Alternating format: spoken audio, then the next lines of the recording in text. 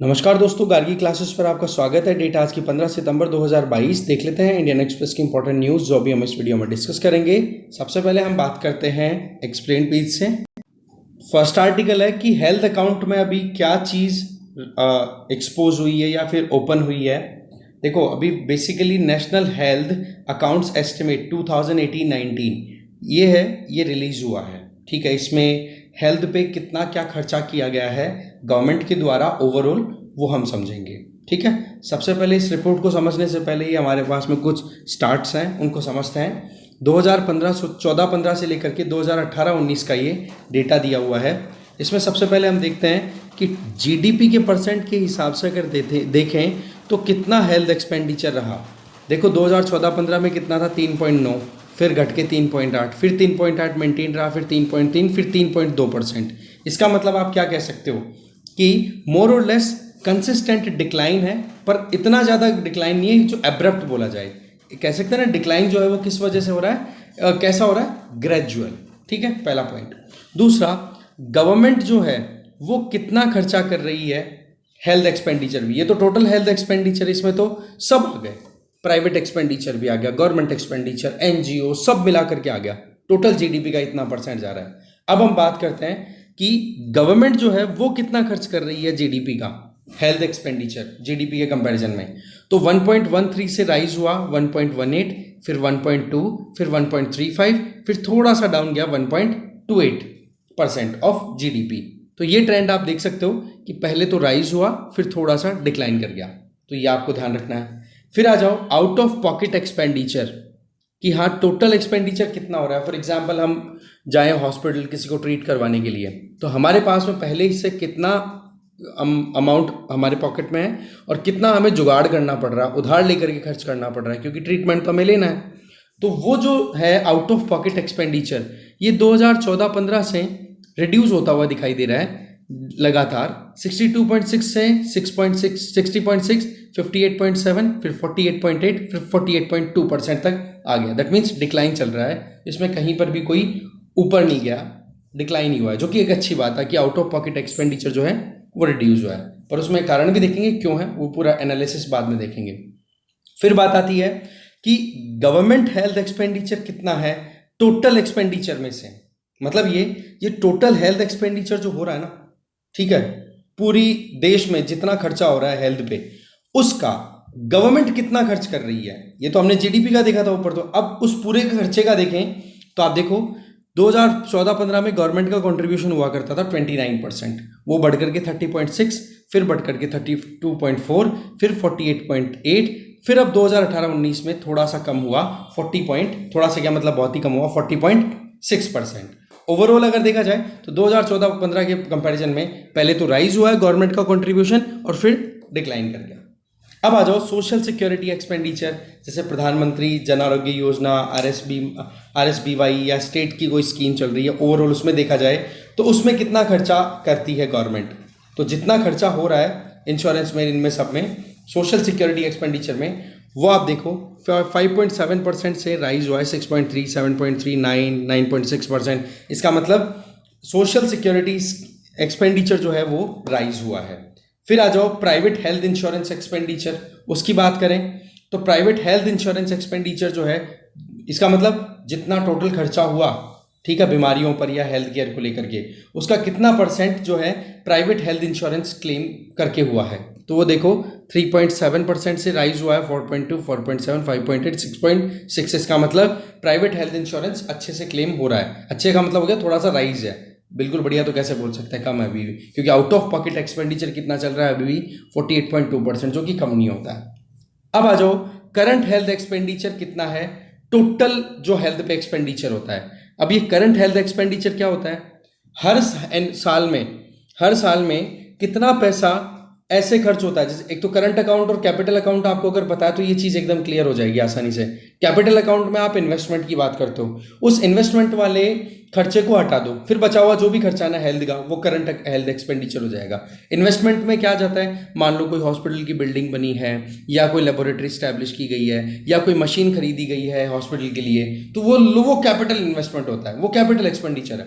आप उस खर्चे को माइनस कर दो जितना टोटल आपने एक्सपेंडिचर किया है हेल्थ पे, और बचेगा क्या कि फिर हेल्थ करंट हेल्थ एक्सपेंडिचर। इसकी बात करें तो 93.4 से 93.7 से टू 98.2, 92.8, फिर 88.5, फिर 90.06, इतना खर्चा हो रहा है। तो कुल मिलाकर के करंट एक्सपेंडिचर जो है हेल्थ पे वो तो है अच्छा खासा। 100 रुपए में से 90 रुपए तो हमारे करंट हेल्थ एक्सपेंडिचर पे जा रहे हैं। 10 रुपए भी कहाँ, 9 रुपए और 40 पैसे मान के चलो 100 में से वो खर्च हो रहे हैं किस पे, इन्वेस्टमेंट पे। तो ये हमारे पास में अभी डेटा रिलीज हुआ है, और इस डेटा बेस्ड हो सकता है आपको प्रीलिम्स में क्वेश्चन मिल जाए, क्योंकि ऐसा एनालिसिस को सीधा यूपीएससी पिक करती है, और ऐसा एनालिसिस को जनरली यूपीएससी एस्पिरेंट इग्नोर करके चलते हैं। तो इस डेटा को आपको थोड़ा ध्यान से देख लेना है, ठीक है। चलिए अब देखते हैं। देखो, नेशनल हेल्थ अकाउंट्स के द्वारा, नेशनल हेल्थ अकाउंट्स एस्टिमेट ने ये डिस्क्राइब किया है कि टोटल हेल्थ केयर पे कितना खर्चा हो रहा है, कितना क्या है। अब ये टेबल आपको समझ में आ गई ना, तो अभी एनालिसिस इतना डिफिकल्ट नहीं है, ठीक है ना। देखो, इसमें अगर हम देखें ना, तो गवर्नमेंट की जो स्पेंडिंग है टोटल हेल्थ एक्सपेंडिचर पे, वो राइज हुई है, ठीक है। 2013-14 में 23.2% थी, वो राइज होकर के 34.5% तक पहुंच गई पिछले 5 सालों की अगर हम बात करें, ठीक है। Government spending as percentage of total health expenditure, ठीक है, वही चीज़ आ गई सामने। फिर आ जाओ आगे, फाइंडिंग्स क्या है इस रिपोर्ट में। फाइंडिंग्स तो ये है कि गवर्नमेंट की जो स्पेंडिंग है ग्रॉस डोमेस्टिक प्रोडक्ट के प्रोपोर्शन में, वो 1.28% से राइज होकर के 1.35% तक पहुंच गए, ठीक है। इसका मतलब राइज है, वही टेबल वाली चीज़ आप एक बार देख लेना ध्यान से। फिर आ जाती है बात टोटल हेल्थ स्पेंडिंग है, जिसमें गवर्नमेंट और नॉन गवर्नमेंट सब आ गए, वो कितना 2000 आप देख लो, जीडीपी में 3.9% हुआ करता था, जीडीपी के कंपैरिजन में टोटल हेल्थ पे एक्सपेंडिचर, वो घट करके कितना हो गया 3.2%। इसका मतलब ओवरऑल तो डिक्लाइन देखने को मिल रहा है, बट गवर्नमेंट का कंट्रीब्यूशन बढ़ा है। ये चीज़ समझ में आ गई होगी आपको। फिर आ जाएगी बात कि गवर्नमेंट की जो स्पेंडिंग है जीडीपी के कंपैरिजन में, ठीक है, ये इसमें अगर हम देखें तो दो चीज़ें देखने को होती है। एक तो होती है कैपिटल एक्सपेंडिचर, एक होता है current expenditure, right. Current health expenditure और कैपिटल हेल्थ एक्सपेंडिचर। तो इसमें बिल्डिंग इक्विपमेंट्स, इनको आप एक्सक्लूड कर दोगे तो बचेगा क्या, करंट हेल्थ एक्सपेंडिचर। अगर आपको इंटरनेशनली कंपेयर करना है ना, तो उसमें आपको ये एक्सक्लूड करके चलना पड़ेगा। क्या चीज़, कैपिटल स्पेंडिंग को माइनस कर दो टोटल खर्चे में, तब जाकर के आप इंटरनेशनली खुद को कंपेयर कर पाओगे। ओके, अब जब आप इस हिस्से को माइनस कर देते हो ना, फिर आपके पास बच जाता है केवल करंट हेल्थ एक्सपेंडिचर। और करंट हेल्थ एक्सपेंडिचर को अगर देखो तो जीडीपी के कंपैरिजन में वो परसेंटेज आपको डाउन दिखेंगे। अब इस पर हम थोड़ा सा नजर डालते हैं टेबल पे। ये आप देख सकते हो total health expenditure as percentage of GDP, ये 3.3 से डाउन होकर के 3.2 दिखाया जा रहा है। और यहां पर आप देख सकते हो कि कैपिटल पे कितना जा रहा है, अराउंड 10%, अगर ओवरऑल हम करंट एक्सपेंडिचर मतलब टोटल खर्चे का। तो ये जो डिफरेंस जो दिखाई दे रहा है, जो डिक्लाइन जो देखने को मिल रहा है, वो डिक्लाइन किस पे बेस्ड है। या फिर गवर्नमेंट का एक्सपेंडिचर देखो 1.35% ऑफ जीडीपी से घट करके 1.28% पे पहुंच गए हम, अगर 2017-18 को 2018-19 से कंपेयर करें। क्योंकि आपने क्या किया है, यहाँ से कैपिटल एक्सपेंडिचर को हटा दिया, केवल करंट को ही कैलकुलेट कर रहे हो, जिससे कि इंटरनेशनली आप कंपैरिजन कर सको। समझ गए। तो यहाँ पर ये जो डेटा है ना 1.28% का, कि जीडीपी का कितना परसेंट गवर्नमेंट हेल्थ एक्सपेंडिचर कर रही है, ओके, तो वो 1.28% है, मतलब वो क्या है, करंट एक्सपेंडिचर है। इसके आगे देखें, आउट ऑफ पॉकेट एक्सपेंडिचर, ये 2014-15 में 62.6% हुआ करता था, उसको घटा करके अभी कितना पहुंचा दिया, 48.2%। ये हमने ऑलरेडी टेबल में देख लिया है। और वैसे देखा जाए ना, तो ग्लोबल हेल्थ एक्सपेंडिचर डेटाबेस के हिसाब से देखा जाए तो हमारे देश में 189 कंट्रीज की रैंकिंग देखी जाए ना, कि आउट ऑफ पॉकेट एक्सपेंडिचर में कौन सा कंट्री कहां पर स्टैंड कर रहा है, तो उसमें अगर देखें तो इंडिया जो है वो 66th पोजीशन पे आता है। हमारे यहां per capita out of pocket expenditure कितना जा रहा है जी, $100 एनुअली। $100 एक्स्ट्रा खर्च करने पड़ रहे हैं हमें पॉकेट्स के बाहर, हमारे पास में जो फैसिलिटी व्यवस्था है उसके अलावा। इसका मतलब ये उधार किया हुआ पैसा है स्वास्थ्य के लिए, ये हो गया। तो इंडिया की रैंकिंग कितनी आ रही है? 66, जो कि हमारे आसपास के दूसरे देशों के कंपैरिजन में अच्छी नहीं है। भूटान 37th रैंक पे है, वहाँ पर आउट ऑफ पॉकेट एक्सपेंडिचर कितना है? $47 पर कैपिटा अगर देखें। बांग्लादेश 52, $74 है। थाईलैंड 54, $79 पे। पाकिस्तान 55 रैंक पे है, $79 है। नेपाल 96। इसका मतलब क्या है? हमारे यहाँ पर हेल्थ केयर फैसिलिटी महंगी है, ये कह सकते हैं इनके कंपैरिजन में। पर अगर देखा जाए तो डेवलप्ड कंट्रीज से अगर हम कंपेयर करें ना, तो पता पड़ेगा कि हम और अच्छा परफॉर्म कर रहे हैं। कैसे? कि आउट ऑफ पॉकेट एक्सपेंडिचर सबसे ज्यादा कहां पर हो रहा है डेवलप्ड कंट्रीज की अगर लिस्टिंग की बात करें तो यूएसए में 185th रैंक है। वहां पर एक बंदे को ट्रीटमेंट लेने के लिए अपने पास में जितनी व्यवस्था है उसके अलावा $1151 की और ज्यादा अरेंजमेंट करने की जरूरत होगी, तब जाकर के वो ट्रीटमेंट ले पाएगा एवरेज। ठीक है, तो रैंक 185। यूनाइटेड किंगडम 167 रैंक पे है, वहां पर आउट ऑफ पॉकेट एक्सपेंडिचर कितना? 755.72। ठीक है, और यहाँ पर स्विट्जरलैंड की बात कर लो तो 189 पे है, वहां पर और भी ज्यादा खर्चा लगता है आउट ऑफ पॉकेट एक्सपेंडिचर। पर वो क्या है?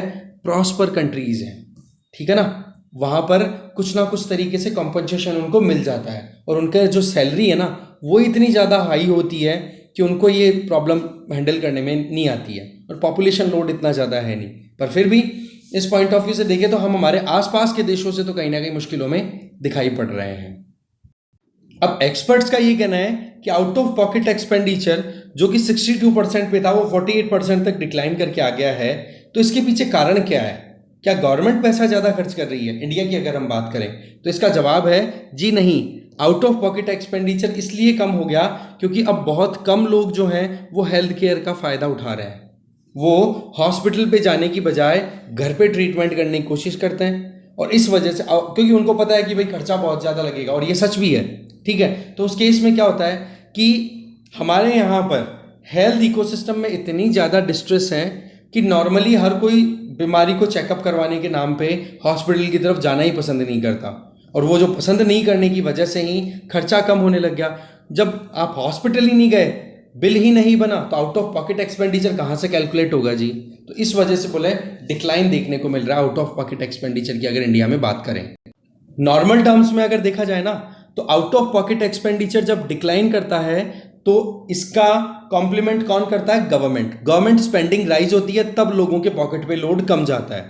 ठीक है, पर सच बात तो ये है कि हमारे यहाँ पे out of pocket expenditure decline क्यों कर रहा है? क्योंकि लोग हॉस्पिटल्स में जा ही नहीं रहे हैं ट्रीटमेंट के लिए। ठीक है, छोटी मोटी ट्रीटमेंट तो घर पे ही कर लेते हैं, वो वाला सीन है कि भाई खर्चा लग जाएगा, क्या जाएंगे, वो वाली चीज़ है। फिर आ जाती है बात आज के टाइम पे जो करंट हेल्थ एक्सपेंडिचर है ना, उसकी अगर हम बात करें, 1 सेकेंड। अब ये जो करंट हेल्थ एक्सपेंडिचर है इसमें सेंट्रल गवर्नमेंट की तरफ से कितना कंट्रीब्यूशन है वो अगर देखें तो वो 11.71% है। स्टेट गवर्नमेंट का कंट्रीब्यूशन आ जाता है, लोकल बॉडीज़ का कंट्रीब्यूशन, हाउस होल्ड का कंट्रीब्यूशन। हाउस होल्ड तो आपको पता ही है कि जो इंश्योरेंस और ये क्लेम करके रखते हैं या खुद के घर पे जो सेविंग्स रहती है वो खर्चा हो गया। ठीक है, ये सारे मिलके, फिर इसके अलावा जो कॉरपोरेट हैं वो आ गए, NGO, ये मिला करके फिर खर्चा करते हैं। ठीक है, तो आप देख सकते हो कंट्रीब्यूशन सबसे ज़्यादा किसका आ रहा है? स्टेट गवर्नमेंट का आ रहा है यहाँ पे। ठीक है, सॉरी, हाउस होल्ड का कंट्रीब्यूशन आ रहा है यहाँ पे, नोटिस करो आप। ठीक है, ये थोड़ा ध्यान रखना।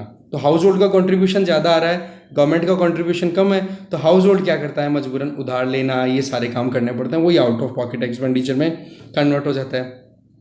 टोटल करंट हेल्थ एक्सपेंडिचर 2018-19 की बात करें तो उसमें क्या क्या ट्रीटमेंट लिए, क्या क्या केयर ली, उसमें कहाँ खर्चा हुआ? तो in patient care, that means hospital में एडमिट होना, वो। आउट पेशेंट का मतलब चेकअप करवाया, दवाइयाँ दी, वो हो गया। 0.77% डे टू डे केयर में हो गया। इसके अलावा आप देख सकते हो क्यूरेटिव, दैट मीन्स बीमारियों को ट्रीट करने का। पेशेंट ट्रांसपोर्टेशन को लेकर के, एम्बुलेंस को लेकर के, ये सारा जो खर्चा है। लेबोरेटरी, इनमें भी खर्चा, ये परसेंटेज आप देखते चले जाना। ठीक है, जो मेडिसिन प्रिस्क्राइब की जाती है उनको खरीदने में खर्चा कितना है, और ओवर द काउंटर मेडिसिन जिसमें हम प्रिस्क्रिप्शन नहीं लेते, बोल देते हैं हाँ जी बुखार है, कुछ दे दो पैरासीटामोल, तो वो निकाल के दे देते हैं, उसमें खर्चा। इसके अलावा प्रिवेंटिव केयर कि हाँ जी हमें बीमारी नहीं लगवानी इसलिए हमें ये ट्रीटमेंट चाहिए, तो उसका खर्चा।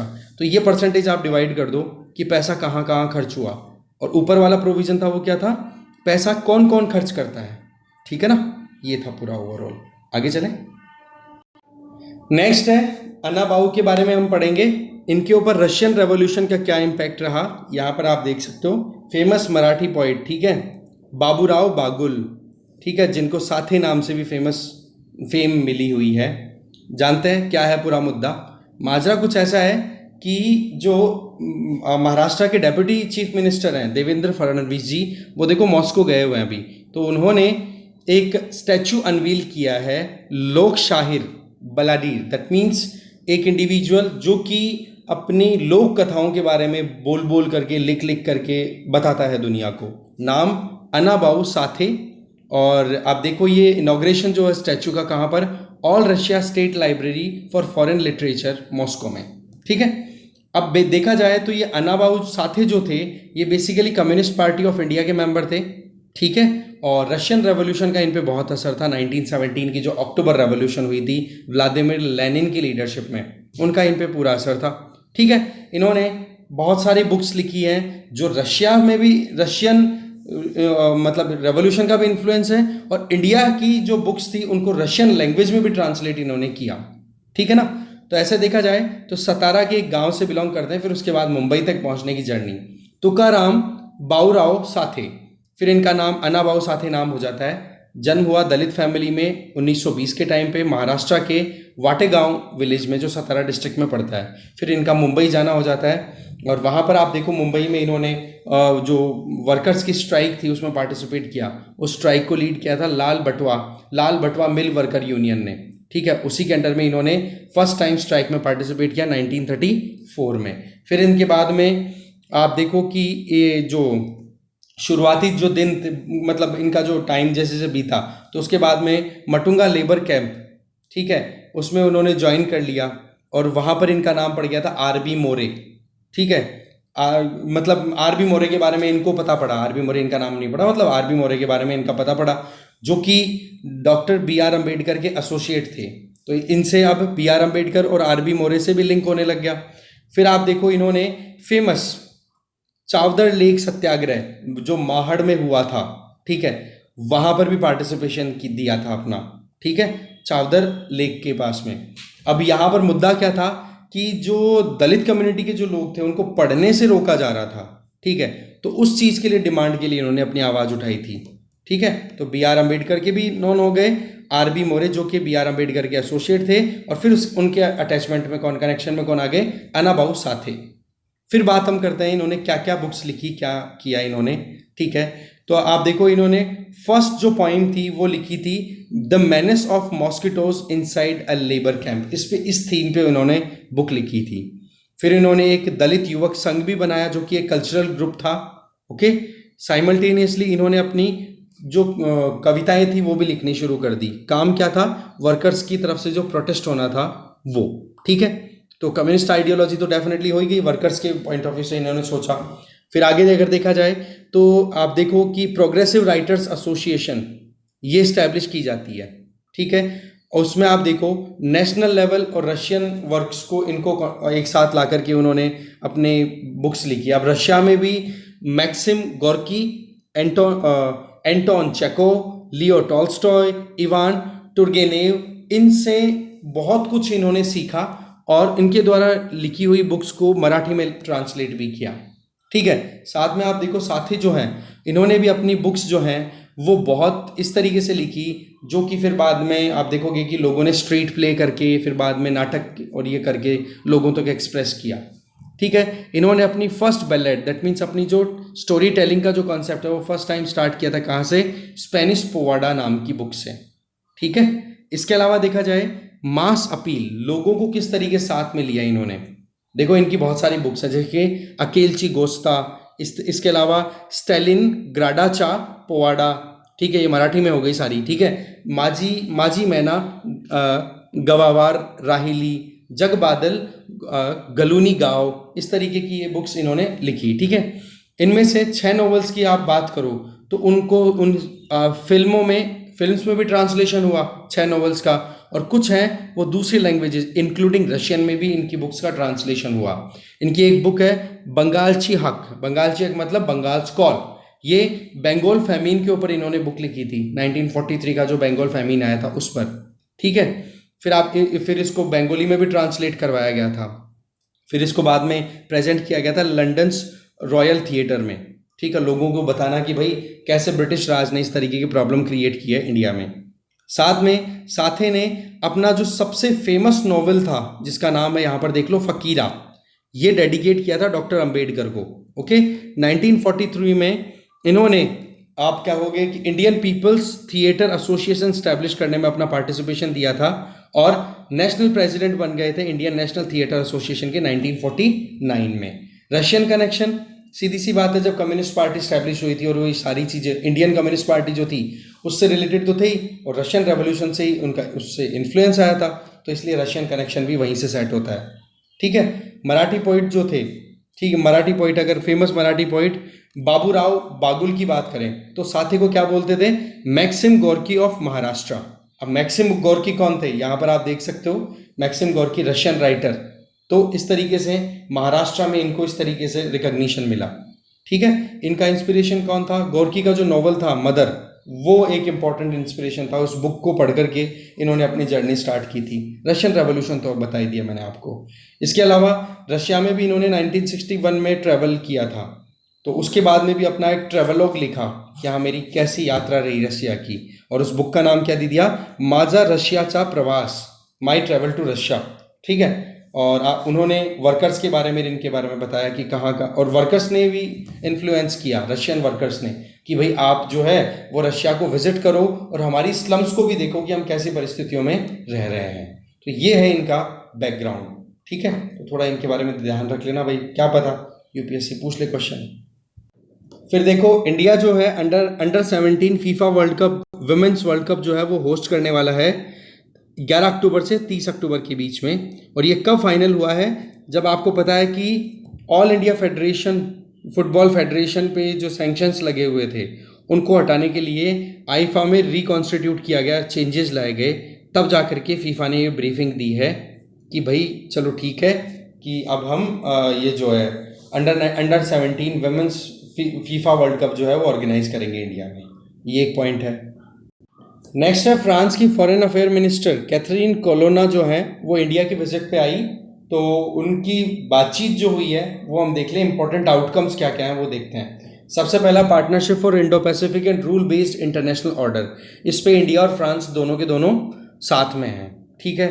दूसरा, implementation of a blue joint road map on blue economy ocean governance, जो कि फरवरी 2022 में अडॉप्ट कर लिया गया था।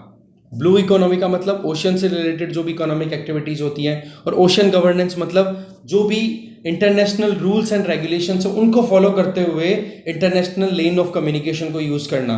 ठीक है, ये एग्रीमेंट है दोनों के बीच में। इसके अलावा दोनों कंट्रीज ने मिलकर के Indo Pacific trilateral development corporation establish करने की बात की है। ठीक है, Indo Pacific trilateral development corporation fund, इसका काम क्या होगा कि इंडो पैसिफिक रीजन में जो भी कंट्रीज हैं उनको सस्टेनेबल और इनोवेटिव मैनर में उनकी प्रॉब्लम्स का सॉल्यूशन निकाला जा सके।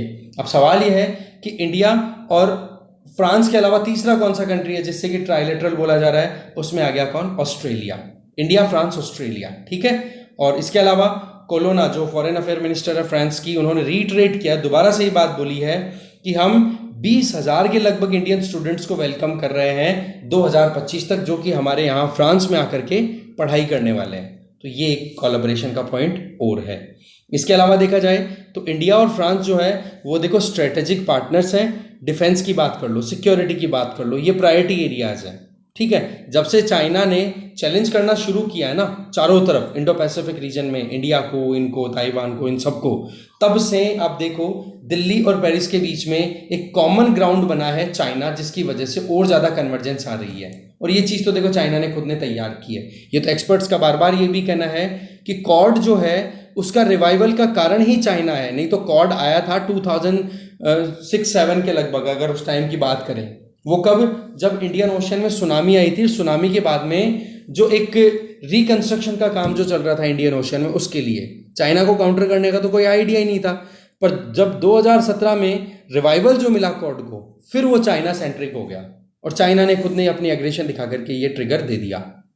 इसके अलावा देखा जाए तो हमारे एक्सटर्नल अफेयर मिनिस्टर जब मिले फ्रेंच फॉरेन अफेयर मिनिस्टर से, तो उन्होंने क्या बोला कि अभी जो गोगरा स्प्रिंग जो हॉट स्प्रिंग से जो डिसएंगेजमेंट हुआ है चाइनीज और इंडियन ट्रूप्स का, तो वो इसका मतलब ये नहीं सारी प्रॉब्लम सॉर्ट हो गई, बस ये है जितनी प्रॉब्लम्स हो उनमें से एक प्रॉब्लम कम हो गई, इतना ही हम कंसिडर कर रहे हैं। और ये भी तैयार है इंडिया कि चाइना दोबारा से इस तरीके की हरकतें करेगा, तो इसके लिए अभी हमें और अच्छे से तैयार होना है, जो कि गवर्नमेंट कर ही रही है अपने लेवल पे, आर्मी के लेवल पे। फिर हम फ्रंट पेज पे नजर डालें तो देखो यहाँ पर बात ऐसी है कि सुप्रीम कोर्ट ने अपनी तरफ से एक कहते ना कि जजमेंट दिया है कि भाई बीसीसीआई जो है, बोर्ड ऑफ क्रिकेट कंट्रोल, ठीक है, वो अपने हिसाब से जो प्रेसिडेंट है और जो चेयरमैन है उनकी जो अपॉइंटमेंट है उसको लेकर के जो इशू चल रहा था, ठीक है, एक तो प्रेसिडेंट कौन है अभी बीसीसीआई के, सौरव गांगुली, और सेक्रेटरी की बात है, चेयरमैन नहीं सेक्रेटरी जय शाह, ठीक है। तो इनको लेकर के ये चल रहा था कि इनका 3 साल का टेन्योर कंप्लीट हो रहा है, तो अब इनको हटा करके किन्हीं दूसरे बंदों को ला करके यहाँ पे अपॉइंट किया जाएगा, और फिर एक पर्टिकुलर टाइम पीरियड इनको 1 साल 2 साल का कूलिंग ऑफ पीरियड बिता करके फिर दोबारा से अपॉइंट करने के लिए एलिजिबल हो जाएंगे। तो वो जो कूलिंग ऑफ पीरियड था ना, उस क्लॉज को लेकर के इशू चल रहा था कि सौरव गांगुली और जय शाह अपनी पोस्ट पे कंटिन्यू करेंगे कि नहीं, क्योंकि 2016 में सुप्रीम कोर्ट ने ही अपनी तरफ से एक कमेटी कॉन्स्टिट्यूट की थी। कमेटी को चेयर किसने किया था? RM लोढ़ा ने, ठीक है, former chief justice of India है RM लोढ़ा, ठीक है। तो इनकी लीडरशिप में एक कमेटी कॉन्स्टिट्यूट की, और कमेटी ने क्या बोला था कि कूलिंग ऑफ पीरियड रखना जरूरी है। आप प्रेसिडेंट और सेक्रेटरी को जब अपॉइंट करो तो उनका टेन्योर कंप्लीट होते ही फिर कुछ समय का उनको ब्रेक मिलना चाहिए, तब तक आप किसी दूसरे को अपॉइंट करो, और अगर वो इंडिविजुअल जो पहले अपॉइंटेड था उसको अपॉइंट करना है तो एक टाइम पीरियड का गैप दे करके रीअपॉइंट कर दो। तो वो जो गैप है उसी को कूलिंग ऑफ पीरियड बोला गया था। अब RM लोढ़ा कमेटी क्यों कॉन्स्टिट्यूट हुई थी? उसके पीछे 2013 में जो IPL में बहुत बड़ा गफला देखने को मिला था, राजस्थान रॉयल्स का वो मैच आया था, आपको ध्यान हो तो, Rajasthan Royals Chennai Super Kings, इन पे बैन भी लग गया था फिर, ठीक है ना, 2 साल तक। फिर वो जो सिचुएशन थी ना, उसमें ये कमेटी कॉन्स्टिट्यूट की गई थी, और इस कमेटी ने, RM लोढ़ा कमेटी ने ये चीज़ रेकमेंड की थी, पर सुप्रीम कोर्ट ने अब इस चीज़ को हटा दिया कि कूलिंग ऑफ पीरियड का लोड नहीं है, जय शाह और सौरव गांगुली कंटिन्यू कर सकते हैं, ये बात आई है। फिर अगर हम बात करें SCO के लिए, हमारे प्राइम मिनिस्टर नरेंद्र मोदी जी निकल चुके हैं, और रशिया के जो लीडर हैं व्लादिमीर पुतिन, उनसे हमारी मीटिंग होने वाली है, ठीक है। अब इंडिया के साथ में रशिया की ज़्यादा एंगेजमेंट क्यों है, इसके पीछे कुछ कारण है, जैसे कि यूनाइटेड नेशन सिक्योरिटी काउंसिल जो है उसका दिसंबर की जो मीटिंग हो रही है उसको प्रिजाइड इंडिया करने वाला है। दूसरी चीज़ अगर देखी जाए, संघाई कॉरपोरेशन ऑर्गेनाइजेशन में इंडिया जो है वो पार्टिसिपेट कर रहा है। तीसरी चीज़ क्यों, G20 की बात कर लो, G20 में भी हम क्या है, प्रेसिडेंट बन जाएगा इंडिया अभी दिसंबर 2022 में, 1 साल तक रहेगा। तो वो सारी चीज़ें मिला करके इंडिया की इंपॉर्टेंस बना देती हैं। फिर यार देखो, पाकिस्तान में फाइनेंशियल एक्शन टास्क फोर्स की जब विजिट हुई अभी रिसेंट की, भाई पाकिस्तान को ग्रे लिस्ट से निकालना है या कंटिन्यू करना है, तो उसमें सवाल ये था कि पाकिस्तान ने क्या टेरर फंडिंग या टेररिस्ट को जो देते हैं ना शेल्टर देने की जो बात है, उस पर कंट्रोल किया है कि नहीं। तो उसमें पाकिस्तान ने ये बोल दिया कि जो मशहूर अजहर है, मसूद अजहर, ये जो है ये ग्लोबल टेररिस्ट डिक्लेयर किया हुआ है यूनाइटेड नेशन के द्वारा, ठीक है ना। तो ये बंदा जो है वो अफगानिस्तान में गया हुआ है, और अफगानिस्तान में फिर तालिबान ने बोल दिया कि पाकिस्तान बिल्कुल झूठ बोल रहा है, ये पाकिस्तान की किन्हीं ऑफिशियल्स ने मसूद अजहर को पेट्रोनेस दे रखी है, ठीक है। अब मसूद अजहर क्यों एक इंपॉर्टेंट इंडिविजुअल है, इंपॉर्टेंट तो क्या है, मतलब मोस्ट वांटेड है हमारे लिए, वो इसलिए कि देखो 1999 में जब एरोप्लेन, एक एयरलाइन, इंडियन एयरलाइन का प्लेन जो है IC-814 वो हाईजैक किया गया था, उसको ले जाया गया था कंधार, ठीक है, अफगानिस्तान में। तो उस टाइम पर मसूद अजहर को हमने जेल में पटका हुआ था, क्योंकि इसने कुछ टूरिस्ट को किडनैप करने का ऐसा कुछ इवेंट किया था। तो जब हमने जेल में डाल रखा था तो तालिबान की तरफ से इस तरीके के स्टेटमेंट आए थे। उस टाइम पे तालिबान का रिजीम चल रहा था 1999 में, आपको पता, 2001 के बाद में फिर USA ने पकड़ बनाई थी, तब जाके तालिबान का रिजीम वहाँ पे ख़त्म हुआ था। तो ऐसे में जब ये प्लेन हाईजैक हुआ ना, तो उसके बदले में मसूद अजहर और इसके साथ में कुछ और टेररिस्ट थे, उनको फ्री करना पड़ा था इंडिया को मजबूरन, तब जाकर के ये प्लेन जो है वो फ्री हुआ था। और उसके बाद में मसूद अजहर ने जाते ही सबसे पहले जैश-ए-मोहम्मद करके टेररिस्ट ऑर्गेनाइजेशन है वो इस्टेब्लिश किया, और उसके बेसिस पे मसूद अजहर की मतलब गाइडेंस में इंडिया के अगेंस्ट में बहुत सारे टेरर स्ट्राइक भी हुए हैं, जिनको लेकर के इंडिया ने लगातार अपनी आवाज़ें उठाई कि जी टेररिज्म बहुत है, टेररिज्म बहुत है। वो तो चलो ठीक है कि ओसामा बिन लादेन ने अमेरिका पे अटैक किया, तब जाकर के अमेरिका की आंखें खुली कि सच में टेररिज्म है तो सही, नहीं तो वेस्टर्न कंट्रीज तो मानने को ही तैयार नहीं थे कि टेररिज्म भी कोई चीज़ होती है क्या। नहीं, इंडिया ने तो अपनी आवाज़ें 1996 से उठानी शुरू कर दी थी ढंग से यूएन में, क्योंकि हम 1992-93 में जो मुंबई ब्लास्ट देख चुके थे ना, उसकी वजह से हम तो एकदम भुगत भोगी थे कि हाँ भाई टेररिज्म बहुत ज़्यादा फैल रहा है कि नहीं। यूरोपियन यूनियन ने अपनी तरफ से स्टेटमेंट दिया है कि चाइना में जो शिंजियान प्रोविंस है वहां पर जो वीगर मुस्लिम्स रहते हैं, उइगुर मुस्लिम जिनको बोला जाता है वीगर मुस्लिम्स, उनको प्रेशराइज फोर्सफुली काम करवा करके फिर जो भी प्रोडक्ट बनाए जाएंगे, गुड्स बनवाए जाएंगे, बोला हम वो नहीं खरीदेंगे। ये चाइना पे एक मॉरल प्रेशर क्रिएट करने का तरीका इजाद हुआ है यूरोपियन यूनियन में। फिर बात आती है अर्मेनिया और अजरबैजान, इनके बीच में क्लैश है, फिर से स्टार्ट होने की बात चल रही है। इन दोनों के बीच में एक तो एरिया जो है वो है नगर्नो कारबख्श एरिया, ठीक है। इसको लेकर के इनके बीच में हमेशा डिस्प्यूट बना रहता है, बीच में भी लड़ाइयाँ हुई थी अर्मेनिया अजरबैजान, ठीक है। यूरेशियन, या यूँ मान लो कि आप ये टर्की के पास में लोकेटेड कंट्रीज़ हैं, टर्की ईरान के पास में, मैप दिखा दूंगा मैं अभी आपको, तो वहाँ पर इशू इनके बीच में चल रहा है, थोड़ा ध्यान रख लेना, ठीक है।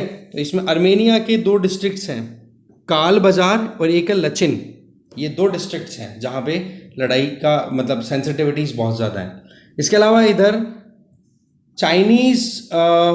चाइना की तरफ से कंसर्न्स रेज किए गए हैं कि नेपाल ने जो यूएसए की तरफ से $500 मिलियन की जो ग्रांट अवेलेबल कराई गई है उसको एक्सेप्ट करके गलती कर दी, ठीक है। क्योंकि आपको पता है कितना ज़्यादा प्रेशर बना था फरवरी में, जहाँ तक मुझे ध्यान आ रहा है 28 फरवरी 2022 लास्ट डेट थी इस प्रपोजल को एक्सेप्ट करने की नेपाल की पार्लियामेंट के द्वारा, और ये 27 या 26 फरवरी को एक्सेप्ट किया गया था। नाम क्या है? यूएस ग्रांट, अंडर किसके अंडर में दिया था यूएसए ने 500 मिलियन की ग्रांट? मिलेनियम चैलेंज कॉरपोरेशन, ठीक है। तो इसके अंडर में नेपाल में बहुत कुछ डेवलपमेंट करने वाला है यूएस, ठीक है, पैसे देकर के। तो ये जो चाहे चाइना को काउंटर करने का ही पॉइंट था, सीधी सी बात है।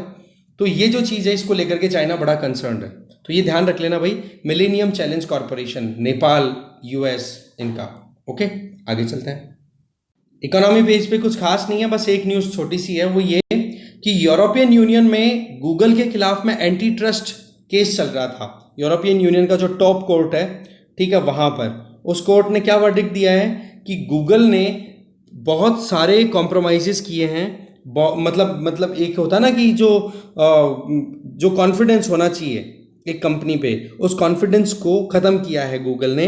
उसके चलते गूगल पे 4.1 बिलियन यूरो का फाइन लगाया गया है, ठीक है। एंटी ट्रस्ट का मतलब विश्वास तोड़ा है। साउथ कोरिया ने भी ऐसा ही गूगल पे किया था, मेटा पे भी किया है। मेटा मतलब फेसबुक जो पहले हुआ करती थी, आजकल तो मेटा तो पेरेंट कंपनी हो गई, फेसबुक, व्हाट्सएप, इंस्टाग्राम, ये इसकी सब्सिडरीज हो गई, ठीक है। इस तरीके से चल रहा है। अब एक बार हम मैप पे नज़र डालते हैं। या आप यहाँ पर मैप देख सकते हो, ये है अजरबैजान, ये है अर्मेनिया। अजरबैजान की इधर ये जो बॉडी है दैट इज कैस्पियन सी, ठीक है। और ये अजरबैजान में ये वाला एरिया है नगर्नो कारबख्श, जो कि डिस्प्यूटेड टेरिटरी। अब आप खुद देखो कि किस तरीके से अर्मेनिया इधर है, इधर अजरबैजान है, इधर अजरबैजान है, इस तरीके से इनके बीच में डिस्प्यूट रहता है, राइट।